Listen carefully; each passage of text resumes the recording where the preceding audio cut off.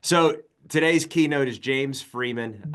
James is going to be sharing his tech stack. He is the CEO of PJ Fitzpatrick and the number one ranked CEO on our platform, Power 100.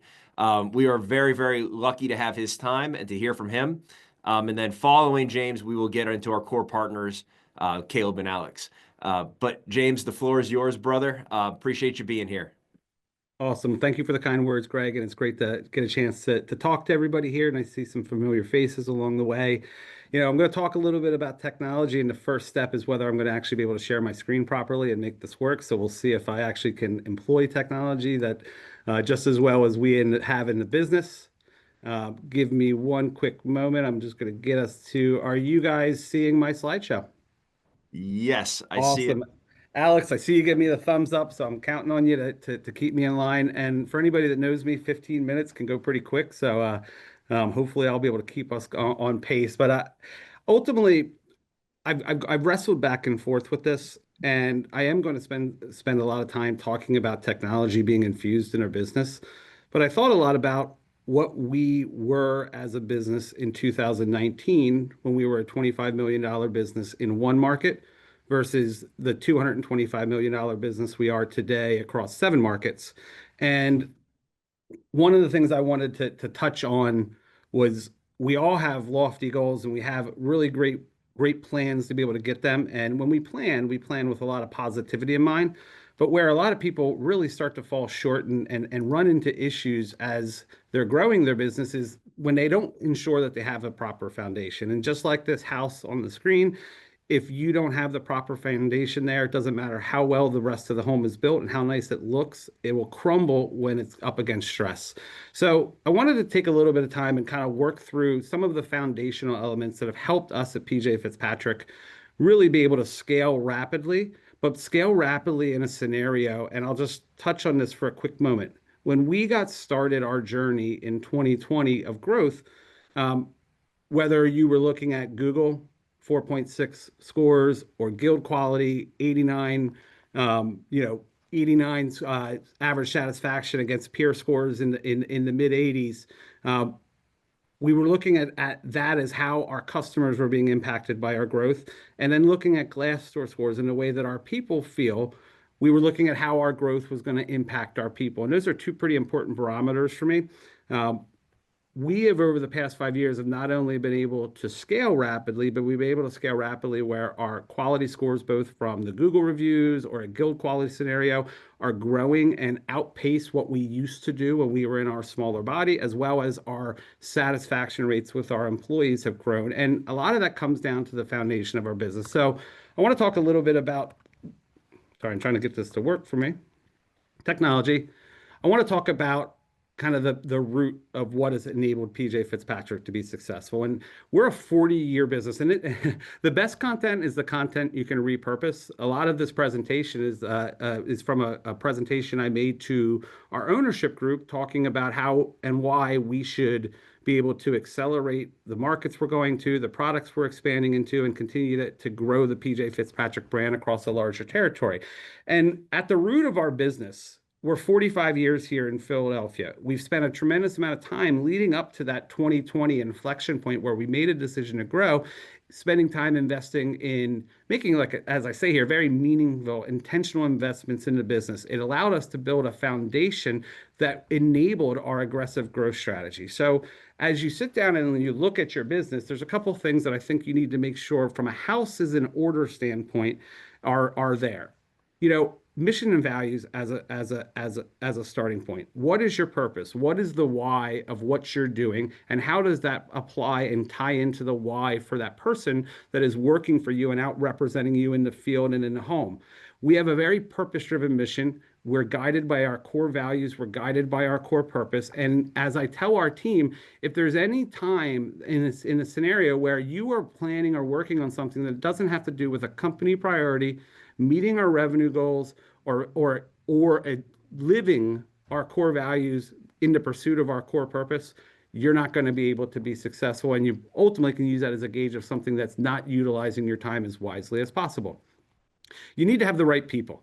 our business, no matter how much technology we infuse, and there's more and more of it coming down the line, we need to have the right people. They need to be committed. They need to be ambitious, looking to grow along with the business, because there is a difference between the person who can be highly successful in a scaling business versus the person who can be highly successful in a stable business. And understanding those attributes and how to motivate people will enable you to be able to ensure that they are the right people to be out in front of your customers, representing your product and giving them the best service possible. You need to have ironclad processes. And if your processes aren't documented, they're not visual for your team to be able to see and look back on. And I'm talking about not only creating the process, defining the process, but memorial of the process via standard operating procedures and clear visuals to match them. Ultimately, we're trying as a company, and each and every one on this call are trying to create habitual behaviors within our team that drive consistent results that we can count on. That happens when you have that people, the right people, and the right processes to support them. And as my chief operating officer says, process reigns supreme. Every scenario where we have a customer that isn't happy with their product, it can be tied back to us missing a step in that process and not meeting the commitment that we all agreed to make to that customer. We got to have the right technology and infrastructure, ensuring that we have the right people in the right places being supported the right way. And we do that by not only approaching the challenges we face in the business in terms of how we solve them, but how we can prevent them the next time. And that a lot of times comes down to, do you have the right infrastructures organization, and do you have the right technologies infused at the different points of the customer journey, from they see a marketing piece to they are a paid and happy customer? Do you have the right technology that enables your team to be not only adept at what they do, but nimble in the moment, because we have an ever-changing consumer base that we're dealing with. And it's going to continue to get a little bit more challenging as we have to adapt to the customers of old versus the customers of new. The last and most important piece is you need to have a clear strategy and be very clear about the vision of where you're going. So at PJ Fitzpatrick, we talk about success as an outcome. And I'm going to get into that in the next slide, because when we define what we are going to do, and then we determine the steps that are going to be necessary to get there. And then we also complement that by talking about what could get in the way of that success, what's going to punch you in the face, and how you're going to work through that and be able to still get to that successful outcome. When you speak in that language with your team, it becomes contagious, and you'll see them speaking, bringing that down and cascading that through the business. And a story that I always tell my team is the story of the moon launch. When we launched from Earth to go to the moon for the first time, we were on course 1% of the time. Why did we get there? Because we knew where we were going. We were able to course correct along the way and still be able to reach that successful outcome of planting the American flag on the moon, whenever that was in the 1960s. I can't remember the date, but that's by creating a purpose-driven system that's clear on strategy, clear on vision, and clear on the way that we're going to get there, people, process, and technology. Then we have the capability to really support our teams and set ourselves up for success. Now, at PJ, this is complemented by a very purpose-driven communication cadence. And I'm going to come down here to the key themes here. Our growth is intentional. It's not accidental. We said we were going to do it. We put the hard work in to make it happen, and we're bearing the fruits today. But the game is not over, and that's one of the nicest parts about our business is every month on the first of the month, we get a fresh game to play, and there's always a new challenge for us to overcome.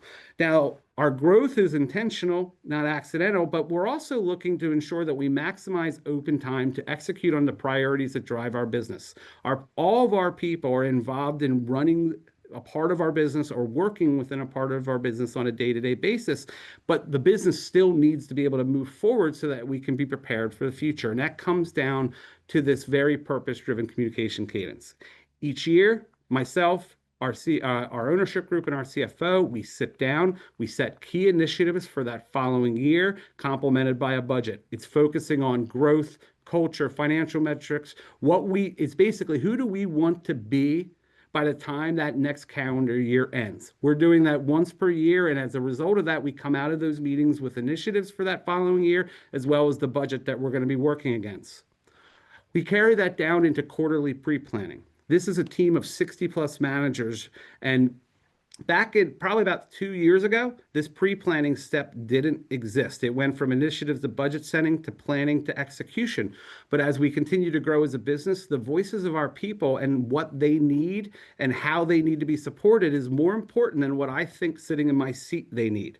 So we are trying, part of building this in is not only building a top-down process of communication around initiatives, budgets, and goals, but also a bottom to top communication of what the needs are of the business to be able to do that. In those pre-planning sessions, we're setting quarterly priorities that are focused on aligning with our annual initiatives to ensure that we stay on pace to be able to get towards those goals by year end.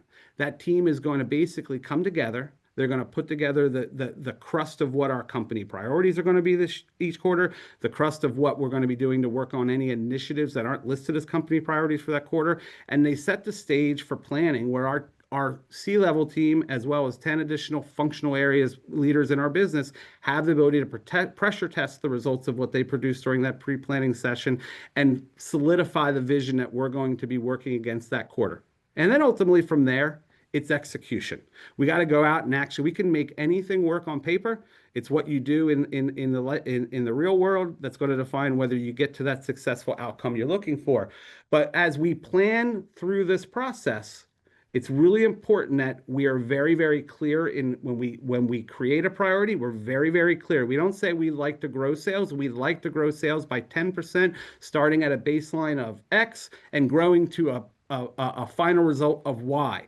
Any person should be able to look at any of my priorities, initiatives in my business, and understand what I'm trying to accomplish with my team.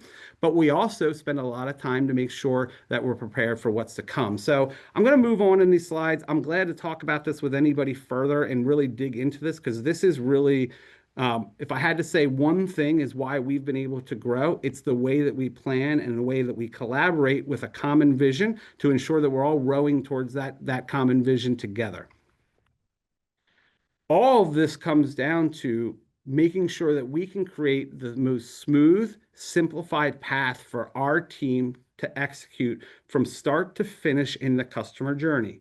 Far too often, we spend time thinking about our businesses from the perspective of operations being production, ordering product, installing product. But operations is how your business flows and the connectivity between those areas to ensure that our customer journey feels very much like an assembly line internally. The person that is passing the baton to the next person ensures that they do it in the right way to be able to carry that person, the next person in line to success. So as we sit here and we look at our what I would consider a fairly sophisticated tech stack, it's tailored to operations. We have integrations throughout the entire business. But I will call out, when you start at prospect acquisition, I don't know if you guys can see my mouse or not. If you can't, Greg, Yeah, we can. Okay. We can. You'll notice here, starting at prospect acquisition, Service Titan, our CRM, starts to show up in every single step of that customer journey. One of the most difficult parts of being a business owner is the conflicting information that is driven at us, A, but potentially by different people in your business, B, by different reporting cadences and cycle in our business. And what we've tried to do very much from a tech stack point is ensure that somewhere in here we have one truth. And Service Titan is that one truth in our business, because everything needs to connect in through that so that we can ensure that we have consistent processes, but also consistent reporting and consistent tracking against our KPIs. And we have one place to look here.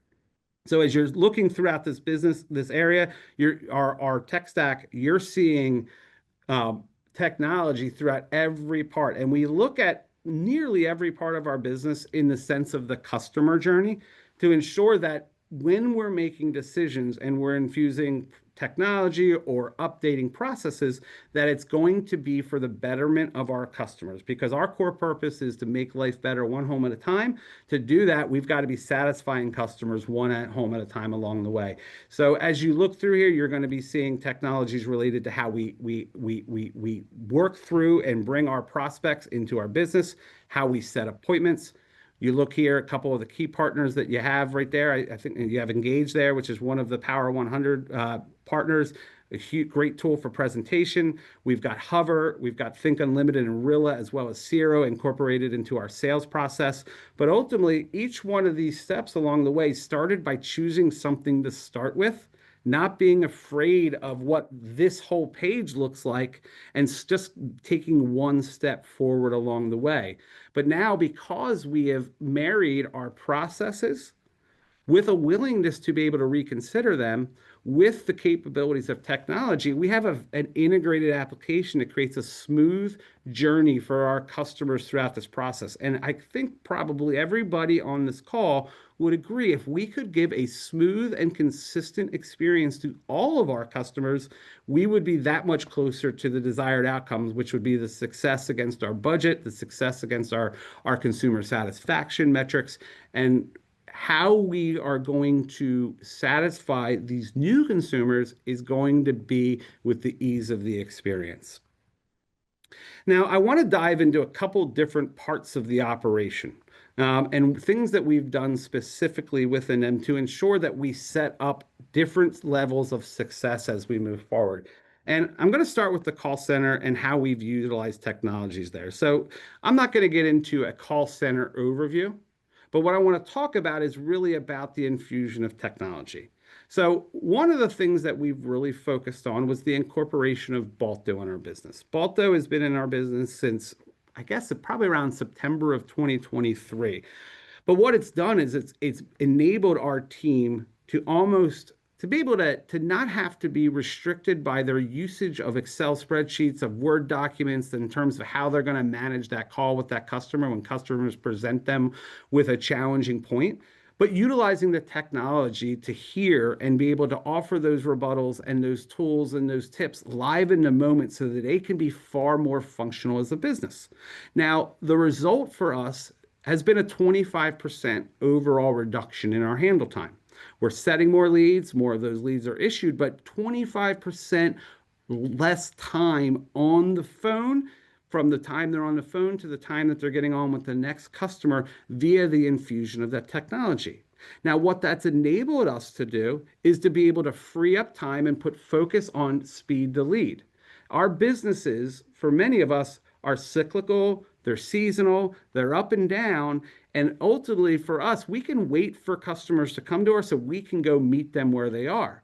Being able to have aggressive digital programs, whether it's lead aggregators, whether it's social media or more, requires us to have complete control about our ability to speak with customers quickly and be the first to the hole, for lack of a better way to put it.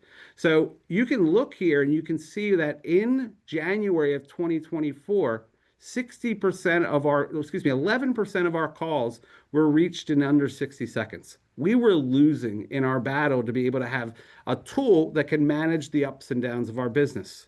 Fast forward to December of 24, 60%, just under 60% of those people were reached in under 100, in under 120 or under 60 seconds, and over 80%, close to 85% of them were connected within under 120 seconds. So by infusing technology, building up the skills and capabilities of our team, we were able to attack a pain point that created an opportunity in our business.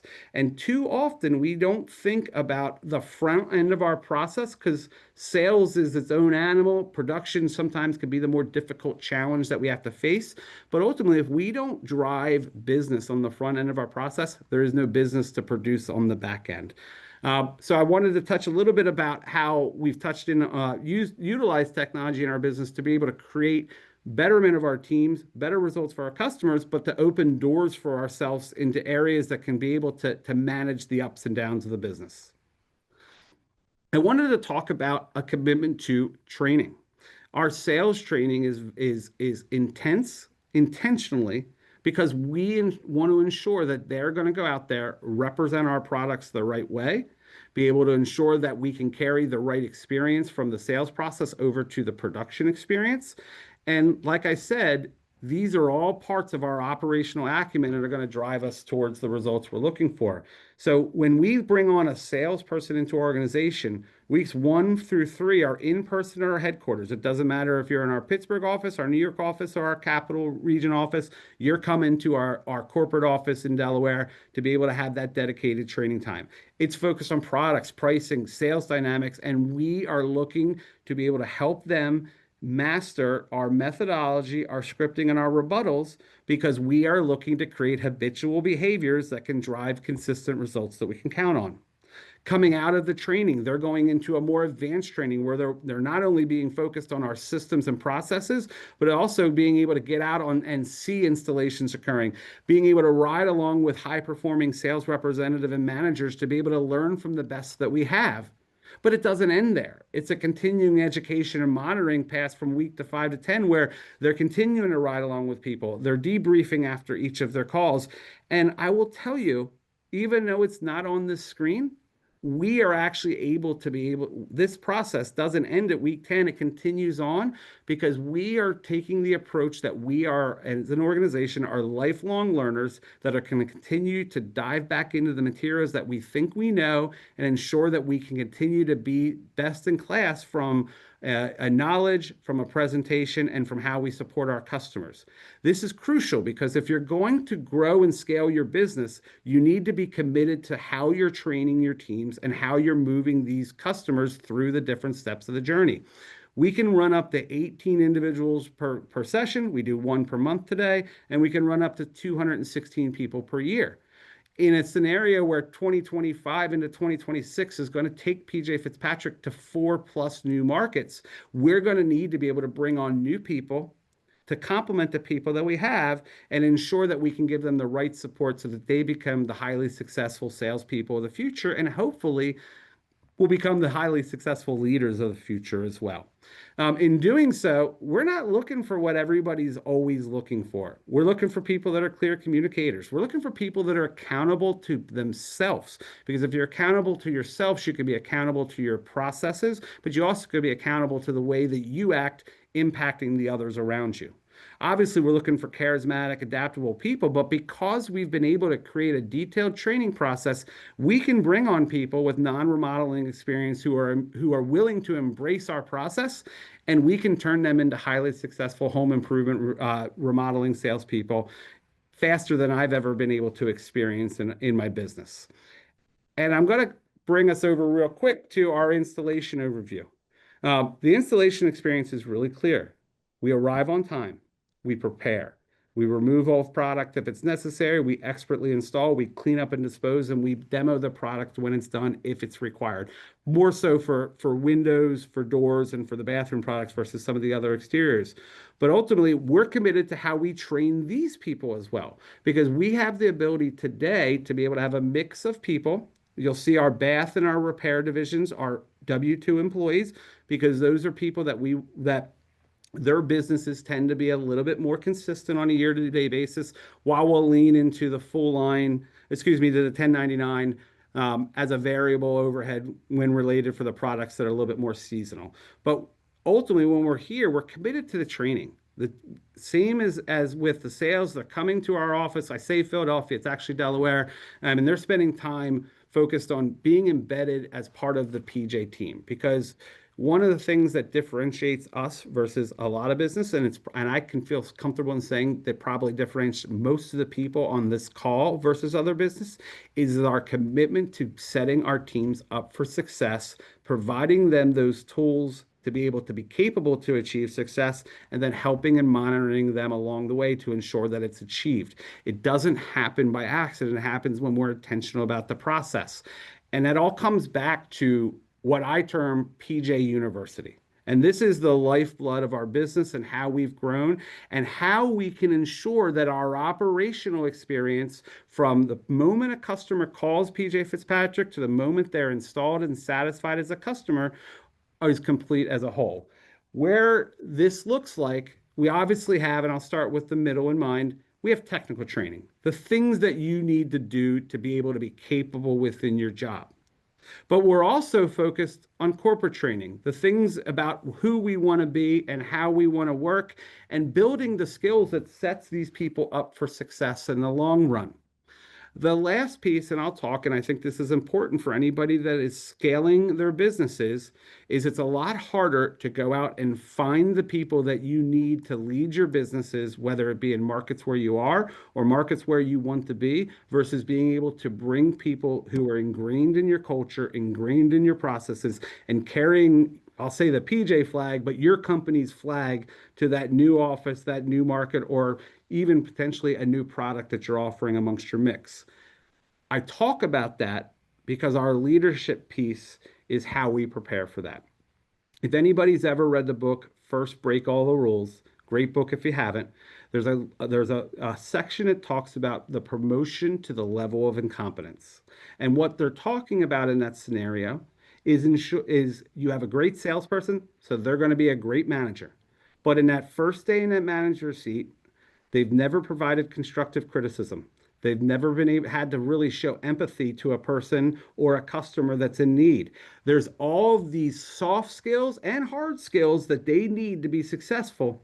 But most companies don't take the time to have purpose around how you prepare that person for that role.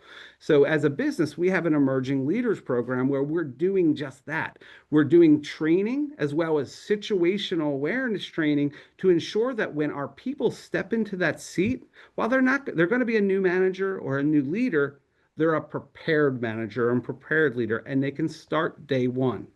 Now, I could talk about any of these sections and I could talk about our operations for hours at a time. So I'll pause here. But ultimately, what I wanted to showcase here to you guys is not only do we have an expectation of what we want to achieve, we're very clear in how we communicate about it, but we're very intentional every step of that customer journey because operations doesn't start and end at one point in the customer experience. It's the entirety of the customer experience. And for us as leaders and the people in this call, it's not going to be what we do in preparation for today that makes us successful and allows our team to be successful. It's what we do to make sure that they're successful 3 months from now, 6 months from now, a year, and that the right stage is set for success. So I appreciate having a chance to share some of this information along. I wish I could keep going. I'm sure you guys are glad to hear me stop. But I'll pause here. And if anybody has No, questions for me, man, I'm that glad was to answer them. James, that was awesome, man. You used up some of your question time, which we anticipated, right? But I think it was very much well worth it. The one question that I do have, I just want you to tag here for a second, is um, how often are you changing your process? You mentioned an ironclad process.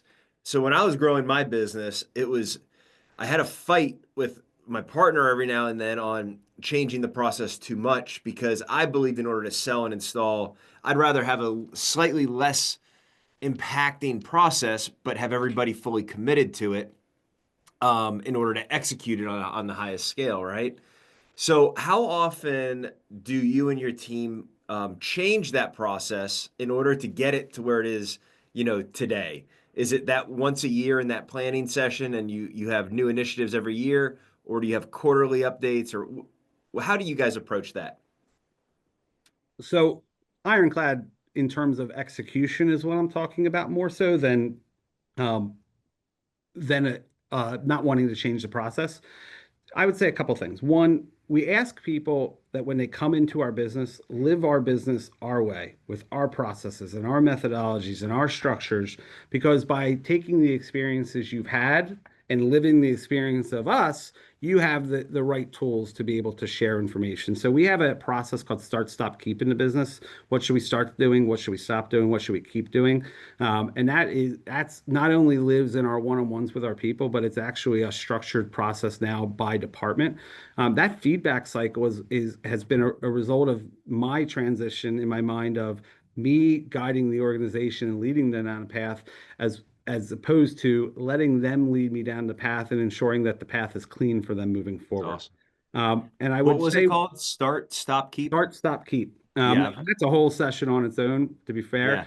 Yeah. I will say, when I first came to PJ Fitzpatrick, I read a book called Think Again. It's Adam Grant. He's an occupational psychologist. He's at Wharton. Really sharp, smart dude. But the book was about most people approach problems, conflict, and their own thoughts from the standpoint as of a prosecutor, a preacher, or a politician. Prosecutors tell you what's wrong with your idea and why their idea is right. Politicians read the room and then regurgitate what they think people want to hear. Pastors tell you what they think you should believe. I'm a scientist because when I'm wrong, I'm excited because I'm much one step closer to the right answer there. And building a culture in your business where people have the right to ask questions and pose new ideas um, builds a lot of positive energy and allows us to be able to lean into our people for the answers we need as opposed to us to sit in our seats and dictate. Because the reality is much, no matter who you are in this call, if you're not out selling and producing, you really don't know what they're dealing with on a day-to-day basis. And the best changes in our business have been rooted from the bottom to the top, not the other way. Love it, man. Well, thank you. I really appreciate you, James. We think the world of what y'all are doing and excited to see your expansion here in 2025 and 2026. There's going to be huge things from PJ Fitz and your entire team. So congrats. Next up, we're going to hear from, before I go, that poll is still up. We haven't got everybody on there. I'm going to leave that thing up until everybody hits their 2 focus areas for the next 12 months. But next up, we're going to have Caleb Nelson talk.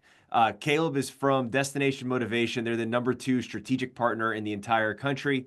Why? Because we've reviewed over 2,200 strategic partners on an annual and ongoing basis in order to provide the world with the right partners to do business the right way.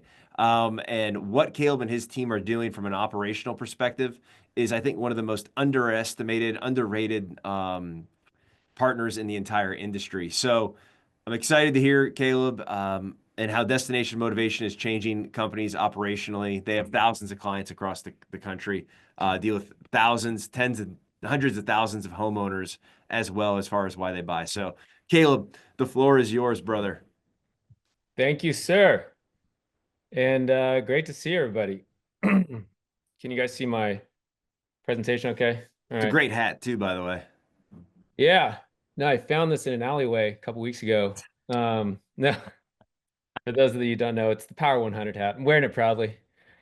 I love this quote by James Clear. You don't rise to the level of your goals. You fall to the level of your systems. I see, I get to meet with a lot of the small, medium, large companies, and if you look at the large companies out there in our industry, companies like PJ Fitzpatrick, you see them rising. I mean, the presentation, James, is incredible. I mean, you see them rising because of those systems, of those processes, of that culture. And I also see companies fail. I see big I mean, just last year, I saw a company that $30 million close its doors, which is, it's horrible to see. But those lack of systems and processes can have some catastrophic results. So I'm going to present this a little bit differently. And I wanted to start with, what is operational excellence? By definition, continuously improving efficiency, effectiveness, and adaptability in business operations with a core focus on creating superior value for customers through streamlined processes. And sometimes that's kind of hard. Sometimes there's some inefficiencies in the business. Sometimes you might not have the staffing to be able to accomplish what you're looking to do. Sometimes you fall short in certain areas because you're so heavily focused on the 2 main things that everyone's always focused on, which is generating leads and closing and keeping sales, right? Because that's what's keeping the lights on and doors open. One of the things that we do at Destination Motivation, for those of you that never heard us before, we have a system where we provide vacation vouchers to contractors that they're able to leverage throughout the customer journey. I know, James talked about this customer journey. That's something we focus on heavily, to help, generating more leads as a call to action in the call centers, to help increase set rates in the sales process, to increase close rates, maximize those results, reduce those cancellations, and ultimately to create the ultimate customer experience, which in 2025 is kind of important. So key components here, process optimization, waste reduction, and really cultural change across, the organization. James talked about those 60 managers having, and just employees in general having a voice in the company. That makes a huge impact on culture. So key principles, and these are a couple areas I want to focus on a little bit here. Customer focus, understanding and exceeding customers' expectations through value, through communication, and through problem solving.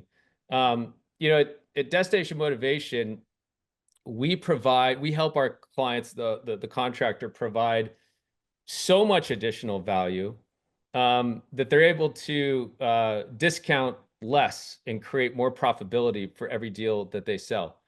We're able to help them communicate in a different way that not only adds value, but adds that ultimate customer experience, so that they, help with job stickiness. The homeowner doesn't cancel. And then through problem solving, I mean, of course, there's an affordability issue, in the value exchange. There's buyer's remorse in the sales process. There's all these things that can inhibit the sales rep from making a sale.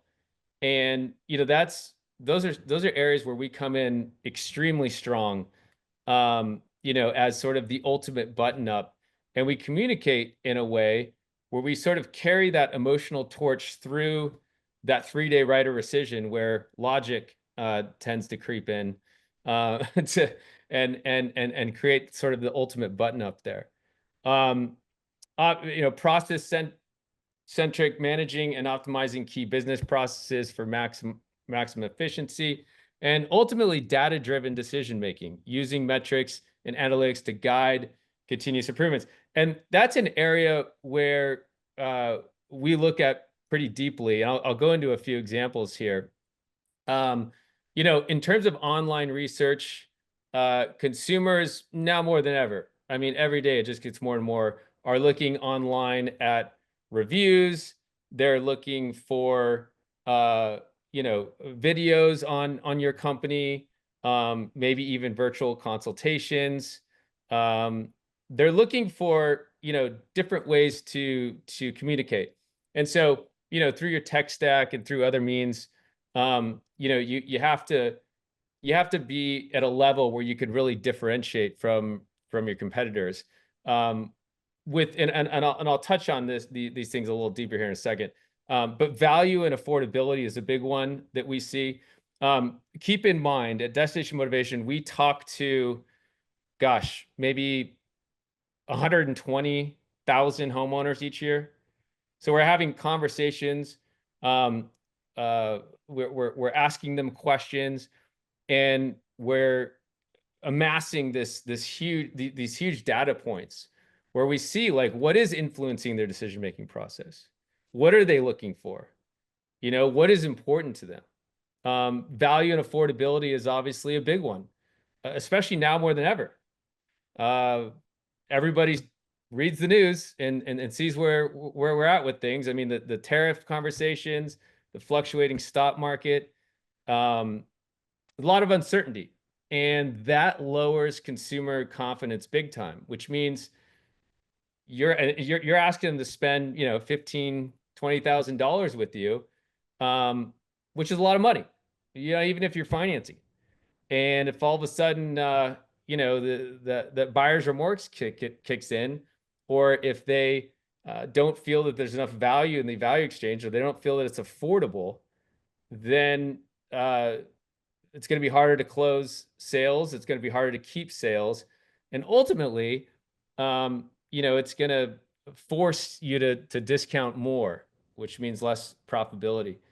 So, one of the things we focus on is injecting thousands of dollars of perceived value into the value proposition by offering somebody this vacation voucher. And at the end of the day, they're getting more value than just any sort of discount or price drop. And to be fair, a price drop or a discount is not the most exciting thing on the planet that's tugging on emotional heartstrings. It is necessary, of course, because you got to differentiate. You have to create urgency. But ultimately, if you can give this vacation voucher away at a fraction of the cost of what you normally discount and what you would normally price drop, then you're going to create your NSLI is going to go up, and you're going to create a lot more profitability. One example is we work with a nationwide window company. This year alone, because they leverage a vacation voucher on every sale, and this is not including, that we're increasing their close rates and lowering their cancel rates and driving that additional revenue. This is just purely by they've added the cost of the voucher into the estimate, and based on what they pay us for our program, they're going to make an additional $18 million this year. So this acts as a profit engine, not as, what you would look at as a traditional, marketing cost. And third, newsflash, but there is a secret competitor out there. It's not just the window or bath company down the street or whatever product you sell. It's travel. About 79%, and this is where data comes in. About 79% of homeowners are budgeting for travel this year, and this, of course, stemmed from COVID. Inflation has made the cost of travel extraordinarily expensive, and on average, the homeowners are setting aside $10,244 this year. Now, what's crazy about this is last year that number was $5,400, so it has jumped significantly. So there's a couple things there, right? There's, okay, this is top of mind with everybody having to give up their vacation over COVID. Now people don't want to do that anymore. So it's top of mind. It's also, I'd say pre-2020, maybe not, instead of 79%, it was like, 39%. So the number has increased significantly, and the amount of money that people have put aside has increased significantly. So this is a type of data that as a contractor selling home improvement to this exact type of homeowner is that you want to know.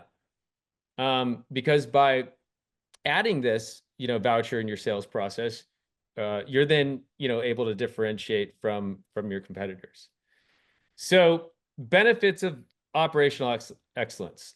We talked about increased profitability and improving bottom line results. Enhanced customer satisfaction. We work with this nationwide window company. They do about 3,000 vacation vouchers a month.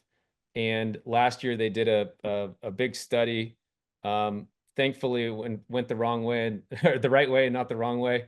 But they did a big study, and they surveyed their customers. And what they found was that customers that had vacation vouchers ended up giving them much higher customer service and satisfaction scores. So they got improved reviews, happier customers, and better reviews. And at the end of the day, they got more repeat customers. So people bought, a half house of windows, got this amazing vacation, went to the Bahamas. The next year, who are they calling? They're calling that same company, and they're getting another vacation. And this time they're going on Alaska cruise. So to create that lifelong customer, referral based businesses are where it's at. And I think that, oftentimes we close that sale, we do the installation, and then, there's not a lot that happens after that. James talked about, higher employee engagement, 21% more profitable with engaged teams. We do the same here at Destination Motivation. We get every single one of our employees to give us input constantly, and I can't say enough how much that helps with culture. And then improve quality and reduce costs, better products with lower expenses. So I want to give a couple examples here of operational excellence in action. Take Amazon, for example. They reduced order fulfillment times by 50% using robotics and continuous, improvement processes. I think, when we first started using Amazon a couple years ago, it was a miracle that you would get like a product, in a week. Now you can get a product like sometimes in the same day, which is just wild. But, they did that through this operational excellence. Starbucks, increased throughput by 20% in their redesigned stores using lean principles for layout and optimization. In fact, there was another study done that in the stores that they didn't redesign, there ended up being a reduction. And then lastly, Destination Motivation, by offering travel vouchers to homeowners, one of our clients, Leaf Guard, who's got 50 stores nationwide, reduced their cancellation rate. This is when, they make a sale, there's that 3-day right of rescission, buyer's remorse sets in, homeowner says, whoa, pump the brakes. What the hell did we just agree to? And they cancel. We took that cancel rate from 22% down to 6%. So we eliminated that buyer's remorse. We created the ultimate customer experience and helped drive a significant amount of revenue back to their bottom line. Hey, Caleb, I got a question for you, just to cut you off and just. I'm wrapped up, so perfect timing. Oh, phenomenal. What do you think is the main reason for those like cancellations or improving that operational excellence, ultimately at the end of the day, making the customer experience better? From what y'all are doing from your perspective, is it the fact that you're calling these hundreds of thousands of people and you are ensuring that they got the best product possible? Or is it the added value maybe at the end with the actual vacation voucher where you're changing the conversation from the last couple bucks I got to give, the shoulder shrug, Yeah. To, hey, this is what we have here. This is our process.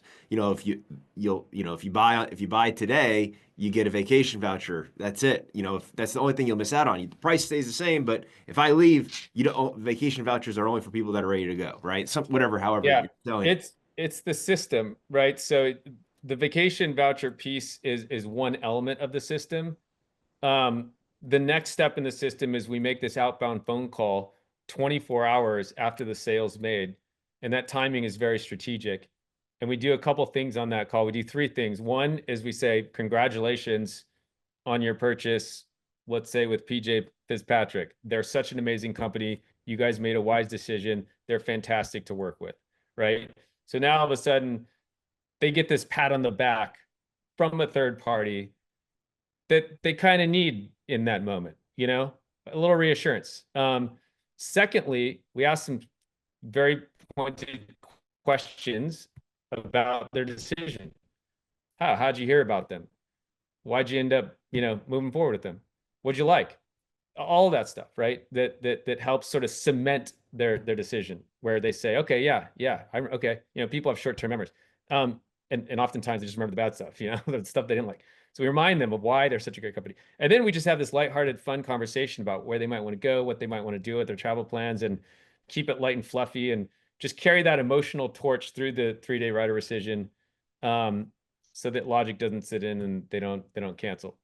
And then as the ultimate fail safe, we have this cancel safe functionality where, let's say they're like, at the financing terms, I don't know if we can agree with those. There was something that didn't make sense, or what, I think we could get a better price. We then send that back to the parties that be. Maybe it's their inside sales team, maybe it's a sales manager, whoever it might be, with that information. And then that's in real time as we're on the phone with them. And then they're then able to call that homeowner prior to the homeowner calling them, and ultimately save the deal or solve the problem. And we just implemented it with a client last month, and they saved 80% of those cancel saves. Wow. And the reason is because they're getting ahead of it. They're calling that homeowner prior to the homeowner calling them, Right. knowing that there's some sort of situation. They know what the situation is. They can speak to that and solve it. Love it, man. Thanks for sharing, brother. I appreciate it. You guys, what you're doing at Destination Motivation is truly changing and revolutionizing the home improvement industry. And you're really also, from our perspective, you're also kind of playing some version of a Marshall here, where, a good business is coming through Destination Motivation. You're hearing and seeing and talking, and providing feedback to actually help these companies improve their process operationally. Maybe there was something said, from sale to measure, or from measure to installation, whatever it is. You're being that buffer that is keeping both the home improvement company honest, right, and on their toes, and also allowing the homeowner to have that extra vent or that extra piece of comfort where, hey, I have somebody else on my side that might be able to help me in case something, in case I need them. But thank you very much for sharing, brother. For the sake of time, I want to jump to Alex because Alex is the CEO of Contractor Flow, the number one CRM on Power 100's platform. And it is astonishing what they are doing operationally from end to end. It is out the box, ready for just about anyone, whether you're $200 million or $1 million just getting started. And that's because they built Contractor Flow for a $50 million business that they still currently use called Lindus Construction, who's the number 5 ranked company in the country on Power 100's platform as well. So it's built by them, for them, over the last 10, 12 years, whatever it is. And I've demoed it a year and a half ago, and I've done it about 3 or 4 times since then, and it has blown me away. It has blown our team away, to the point where, last year we had a very big box as number 1 for a very specific reason, and this year, Contractor Flow has taken that away as kind of this out of left field, and partially because Contractor Flow has not done any marketing. They have not been anywhere. They're not. They don't. I don't even know if they have a sales team. They have customer. They have client. They have client managers, but I don't even know if you guys have a sales team. You're looking at it. Yeah, and that's because the calls come in organically. And so I'm super excited to hear how you guys, specifically in Contractor Flow, are improving the operational excellence of all your clients that are out there just by them, really signing on with Contractor Flow. But also collectively, the data that you're seeing from them and where those pickups are is going to be very, very interesting, I think, for the audience. So thanks for your time, brother. Floor is yours. All right. So, a lot what James said too, right? Like, to grow at a substantial rate that he did is very similar to Lindus, right? We got to $15 million with processes and systems, but extremely mundane processes and systems. But in fact, we're processes and systems, but it was all on paper. It was all in job folders. It was on whiteboards and magnets and Post-it notes. But it worked because that's what just people did their job, moved it from one folder, put it into the next inbox. When they did their job, they went to the other office, put it in the next inbox. And that allowed us to move at a pretty fast rate. What I'd like to show you guys is kind of how we took those processes and systems and use technology to automate the flow, right? Which hence the name Contractor Flow, because that's literally what we've created, is an automated flow from lead intake all the way through into production. So just high level view. I'm going to zoom out a little bit here. So this is the overall flow from start to finish, right? And each one of these characters inside of here is primarily a different. You could be every color here if you're a small company, but if you're larger, you have multiple people doing multiple things, and this is how it's going to kind of flow and communicate. So it starts out from prospects to our call centers, right?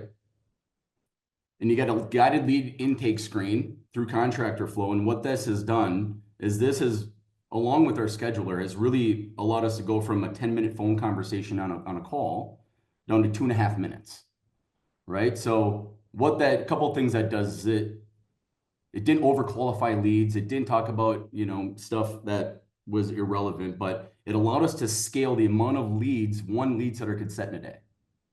So we could grow without adding more people to scale. So that's the process there. Guided lead intake, convert and schedule through our automated scheduler. So no more looking at calendars and contacting sales reps to see if they're available or if they can take this one on a Friday night, right? It automatically knows when it's set up through contractor flow, who's available, what their skill levels are, and can quickly, and that's where we were able to get under 2.5 minutes, is we didn't have to, actively search to see who was available and logistically could they get there in time. So once the appointment is scheduled and the event's created for the sales rep opens up his phone in the morning, sees what event he has to go to, clicks it, starts driving there, right? His process starts.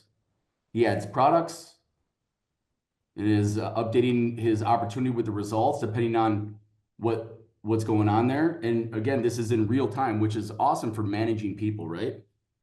You no longer have to have those weird confrontations. And I don't know if you guys caught Andy's last week, but we use this technology as a accountability platform. You can't play gotcha, right? It's never designed to play a gotcha, but with real-time KPIs helps you really manage your guys. So if you're managing sales guys, so we have 30 sales reps in one office, and the ability to see what's going on with them every second of it really allows my managers to dial in who needs training, right? I think James said it before.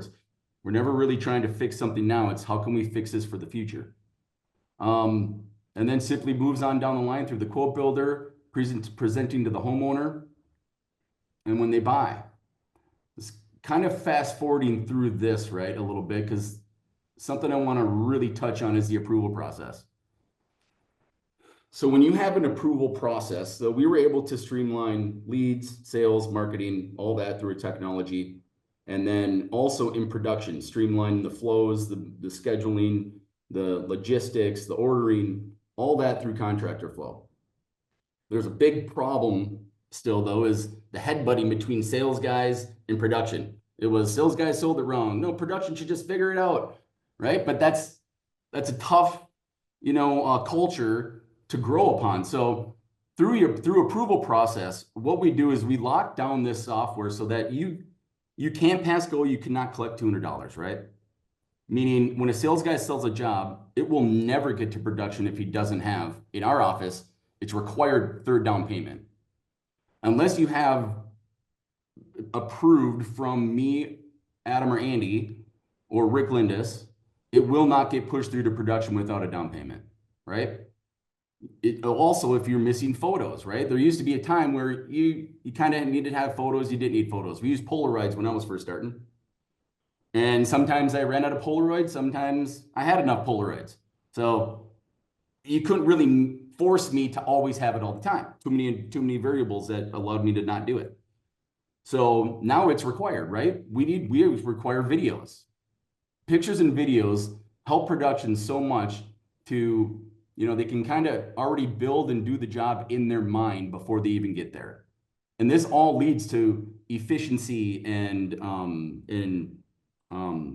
a better experience for our customers, right? So this approval process is probably one of the most important things that I think happens with our technology is making sure that the salesman sold it right. They got the freaking colors picked out, right? They have a diagram of where stuff's going and the details and the scope of work is in there that I need to go, right? And then Alex, all this is in contractor flow. You're not using any external programs, right? On everything that you said so far? This whole flow is built directly into contractor flow. Yep. Right. So again, orders created, right? Once it's approved, order created. Then it goes to the accounts receivable guy. Is the down payment received? No. Okay, well, it's going to sit here in this little bubble until the down payment's received or it's approved by me, Adam, Andy, or Rick, right? There's 5 ways it happens. You either have the down payment or you have a special approval from us, right? So once accounts receivable gets that job, and here's the point is, what we notice that if you give a department head a project that's sold, but doesn't have the money down for it, he doesn't care.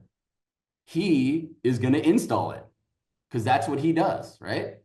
So we don't even let him see these jobs. They're siloed in orders that he doesn't even look at because he's living in project land. And until that job gets down payment and everything's there, then it will create a project. And this is where the production flow starts in projects.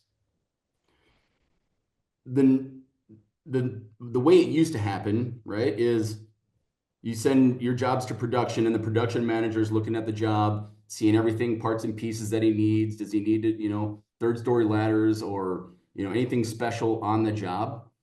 And if they're missing something, that's where the aggression came in, right? So my department heads never get a project that isn't ready to order.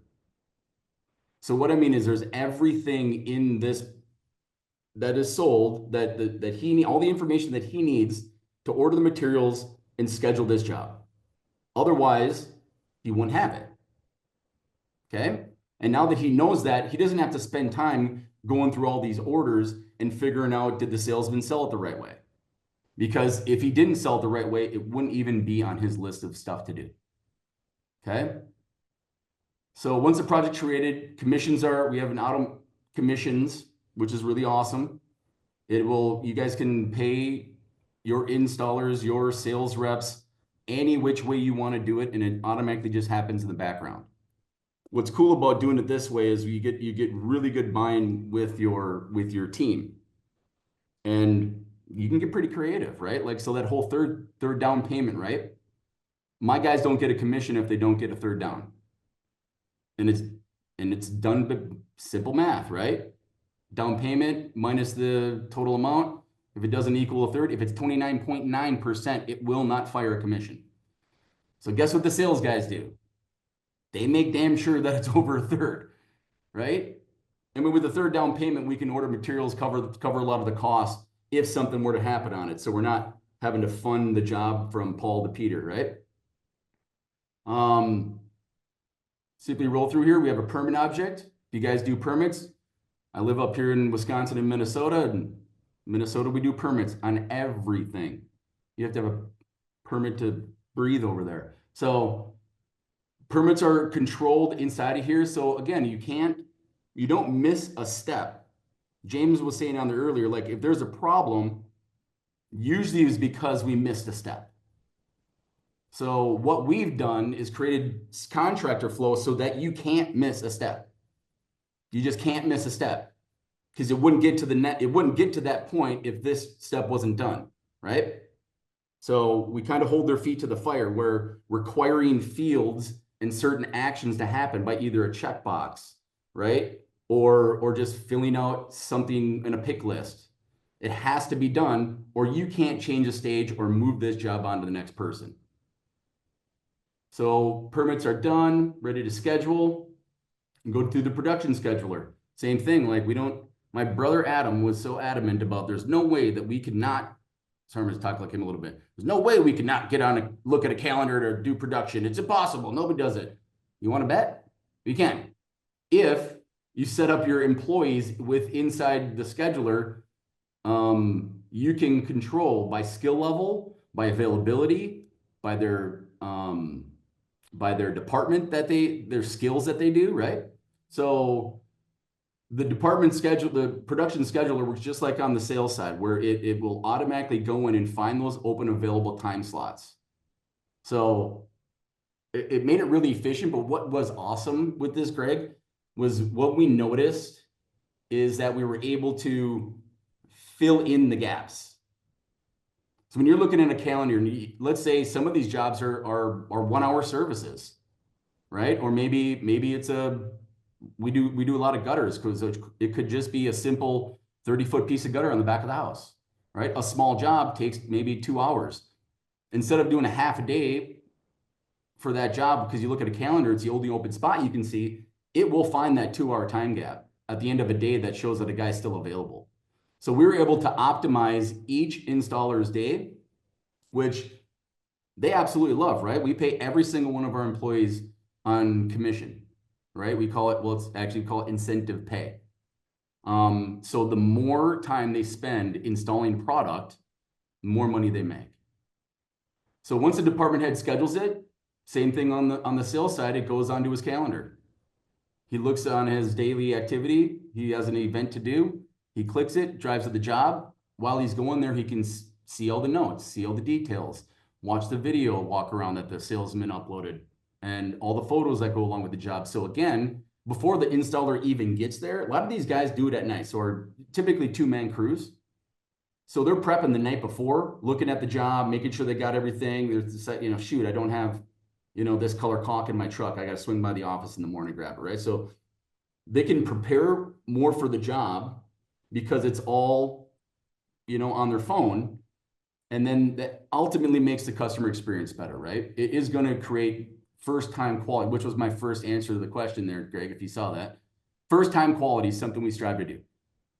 If everyone's focused on first-time quality, then that customer experience is better. The installers can make more money, and the sales inherently will just be better.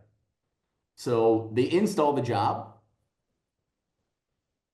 Sometimes takes a day, sometimes takes 3 days. So as they're installing this job, they're notifying their managers based on the stages that that project's in. Okay, so it could be, you know, in progress today, and then later tonight it's in progress on hold because I'm no longer at the job. So this is a process, again, a system and a process that we have is every time our guys show up on the job site, they are changing the stage to in progress. That tells me that there's someone physically at that home doing work. If it's anything outside of in progress, I know they're not there. But maybe they're going back there tomorrow, so they mark it to in progress on hold and tell us what's going on.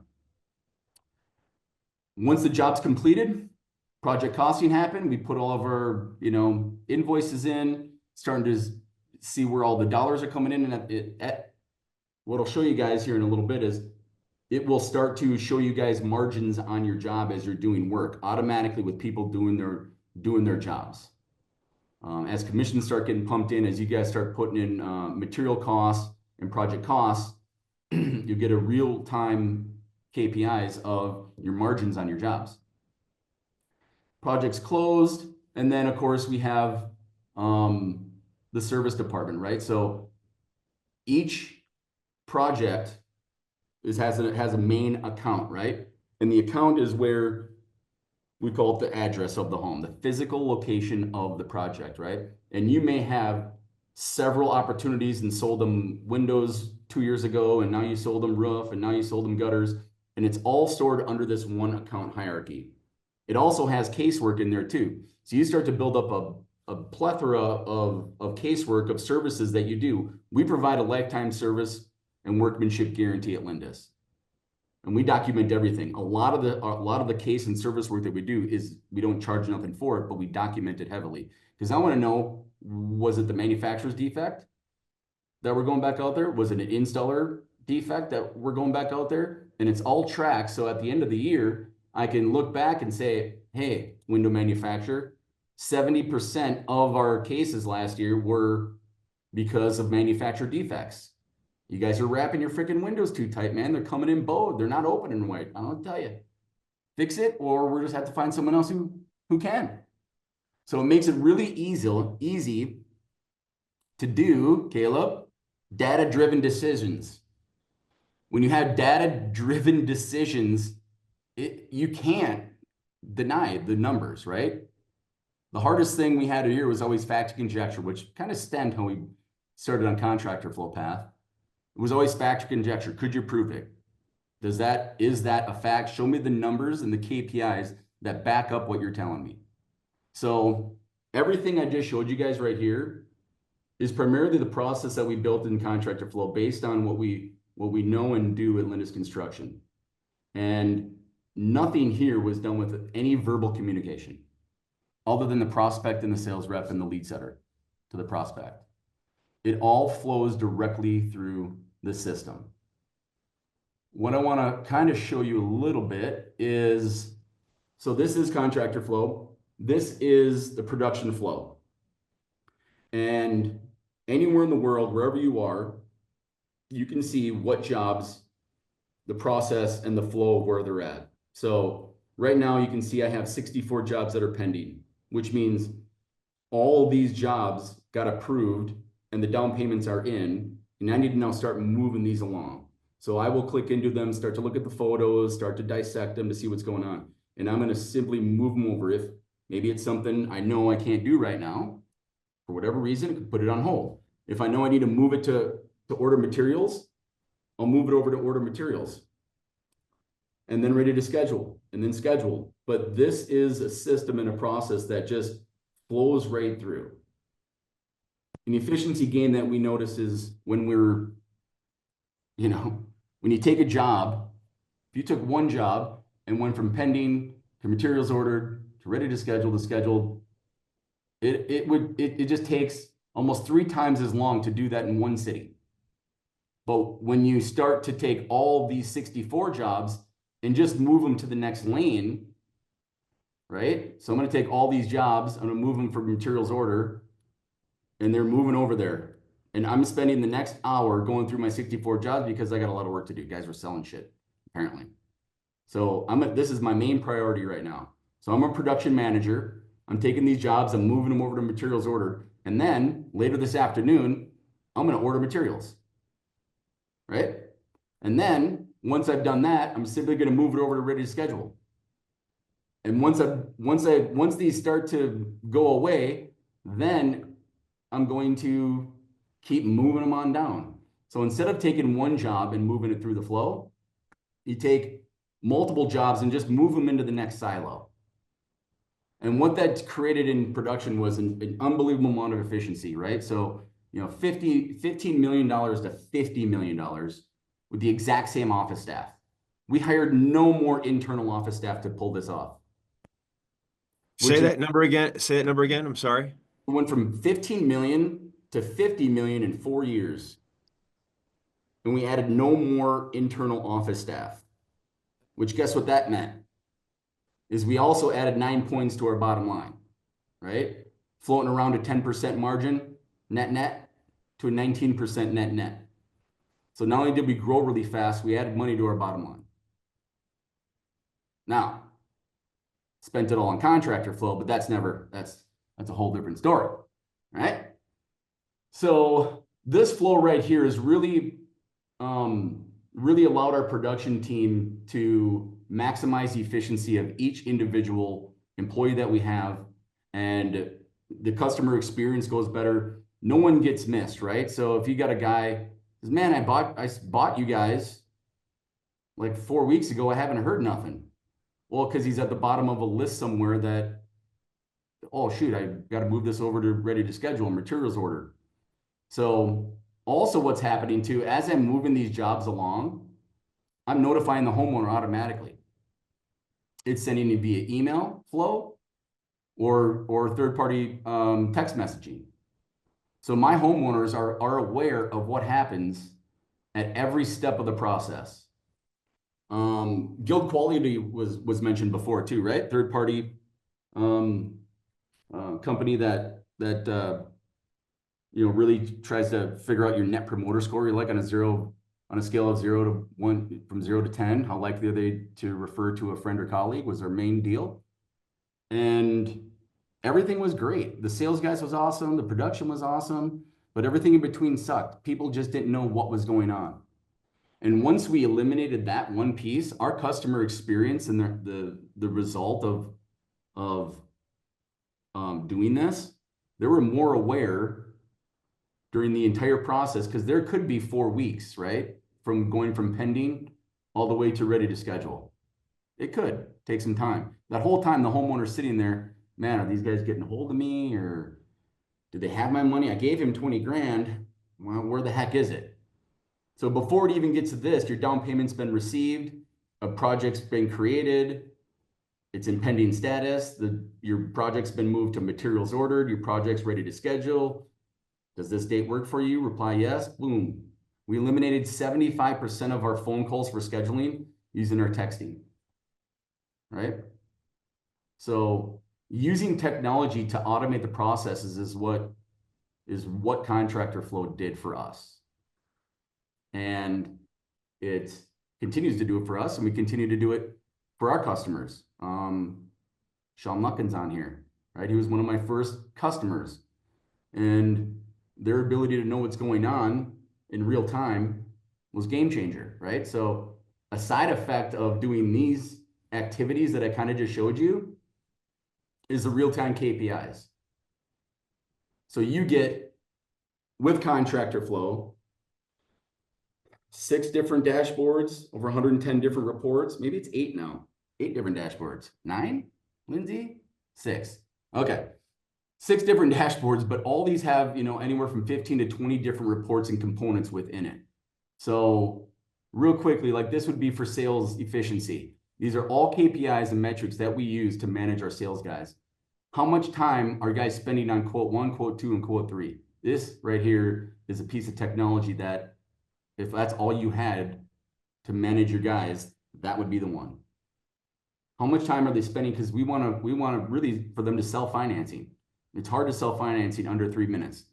So I need Doug to come in. We need to work on how can he sell more financing? How do we get him to do the deal?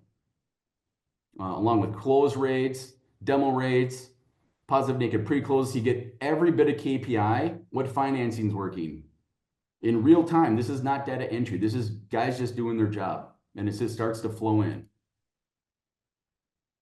Leads, same thing, like how you manage your lead setters. How many leads came in today? How many came in last week? How many set appointments this week? We like to have all decision makers there. Oh man, the KPIs for having 2 homeowners home or having all decision makers there, you guys, we don't even run one-leggers anymore. That's how important it is. It goes from over 60% close rate down into the teens just by whether there's all decision makers there or not. Because what are they going to say? I got to talk to my husband. I got to talk to my brother. I got to talk to Billy down the street. He's a carpenter, right? So we will not. Hi, honey. There's my middle one. Hi. And we will not schedule those jobs just because we know it's a waste of. Just give me a minute.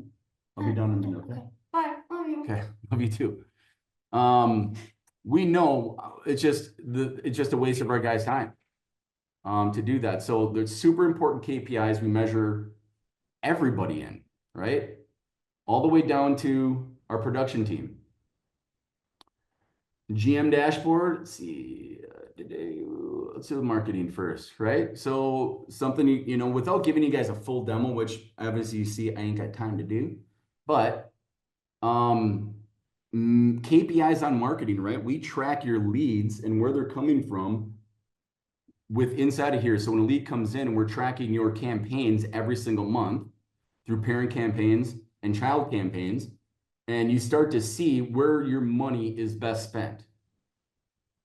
And it's not data entry, it just starts flowing in. So you get real-time KPIs on what's working for marketing and what's not.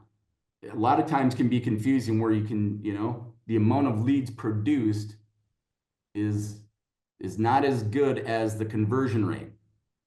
Because if you're producing 1,000 leads, but you're only converting, 200 of them, but you're another marketing or another campaign's producing 300 and you're converting 250 of them, right? I would put more money into the 300 one and start to bump that one up because you're converting more opportunities, which inherently will convert into more sales. So this lets you know where you're spending your money the right way. And then, just kind of overview if you're a GM or the owner, you just got to get overview dollars, right? So making sure you guys are on top of your goals, opportunities sold this year, closing completed projects, all your projects. Something that I absolutely love is the gross profit percent. I used to spend hours into the night. I would get a stack of anything under 30% margin would be in a folder and would be on my desk. So I'd have this stack of death, and to figure out and sift through every piece of hand-drawn, photocopied, Xerox, whatever, to see where we failed. Was it the materials? Was it the labor? right? Did the salesman sell it wrong? So how could we move the needle and make sure that we're addressing the problem without getting to the problem? So this is what we created. In real time, you can see where you're winning or losing. So we break it out with insurance, replacement, restore, and I guess everything you guys saw today is fully customizable. That's what's awesome about we're built on the Salesforce platform, and it is the #1 CRM the past decade running across the world. And it's because it is fully customizable. It is integratable with every other tech that's out there, right? So it's really allowed us to have the freedom, like that flow I showed you guys, like this. Where's my flow? Like this can be just one purple dude, right? Because you're a small guy. And we set that up and customize this to navigate through your daily activities. If you have a different step in this process where now you need to go back on site and measure the job, we just add that next flow into here and have that work for you guys. So it's a fully customizable platform that you guys can adopt. If you adopt our process, it's worked pretty dang good. So right out of the gate, it's ready to go, but fully customizable, no code, just front end changes, and you can completely customize your guys' flow. So, Dude, I'll tell you what, Alex, I was angry the first time that I saw Contractor Flow yeah, because we spent hundreds of thousands of dollars developing Salesforce for our business, for our window business down in Florida. And we just eventually stopped because it was good enough, because it was so aggravating trying to find developers and things like that. So when I first saw that you guys have built out everything from, and things you didn't talk about from an operational standpoint that I want to highlight, there's two of them. You hinted on one, but the first one is on the sales side. So operationally, it's all about good, healthy data, and in order to make everything possible, right, with the CRM. And a sales rep has to fill out after they leave a home. They don't get, you can set it in C-Flow to where they don't get the next appointment until the outcome is done. They see that they have another appointment, but they don't get the address. They don't get, you can show them what you want to show them. This way, you're forcing them to fill out every bit of data live time at the site where they're still looking at the house. They get to a field and they forgot to get a key piece of data that we need. Well, they're right there. So they go back in and they get it. There's no longer, well, I didn't have it. I don't know. And so now your data, even if you have the best, what you think is the best CRM in the world, it's not any good if you don't have these processes in place that are specific to our industry. And so that operational excellence is how you get that data started, I think, the right way from the home, whether you talked about all these different points of analytics where you have statistics on, why they didn't buy, what it is, marketing, all this stuff. And so the reason that you're able to capture that healthy data is you have those handcuffs on the front end to make sure that you get the right data. Then the second thing that you did, I felt like is a home run, is out the box having the ability to pay commissions to your installers, man. I mean, this is something that everybody has always thought of, but it's just too hard to do, right? At the end of the day, um, the out the box, you click a button, and that operation, your operations goes completely smooth all the way through, and then beyond, right? Then it cycles back through because you have all these ping points where you have triggers along the way where you're communicating with not just the prospect or not the client, but also anybody that's affiliated with it internally, right? remember So what I said to you is imagine paying sales guys hourly. yeah. Right? Everyone's like, everyone laughs at that because they wouldn't sell shit. Oh, they would. They'd be great. Come Sure they on. do. Sure they would. You got to dangle the carrot. I mean, at the end of the day, they're human beings, right? Yeah. I'm the same. Yeah. I'm the same freaking way. That's why I hire a trainer to work out. He comes to my house. Not, I can work out by myself without him. I hire him so that I actually walk upstairs into the gym. Like that's holding yourself accountable. Everyone needs that. And that's where, and if you can not hold their feet to the fire, but if their pay is affected by their performance or what they're doing, they're going to do it better, harder, faster, stronger. It just is. So we project our KPIs with our installers just like we do our sales guys. They're measured against their peers, what they're performing, how much they're installing, how much time they've spent this week working, how many cases they've spent time working on. So everyone can see that they're also doing good work. So yeah, commissions and sales is pretty standard across the board. And why you said it before, why it hasn't happened in production is because there hasn't been technology that makes it easy to do it. Yeah. So until now. Well, that's one of the major movers of why we've ranked you guys the number one CRM in the industry. And it's astonishing what you guys have built over the last decade. And I'm very appreciative that you're taking it to the market because it's going to promote great business, great customer experience. It's going to help companies understand where they need training with their employees. It's going to help them on that good data, that good traction, ability to get, warranty work, service work faster because the records are all there. To what James said, there needs to be one truth, and you guys have, created that as well. So very cool, kind of tying it all together. Guys, we are at time. And can't thank everybody enough for getting on here. It's very cool.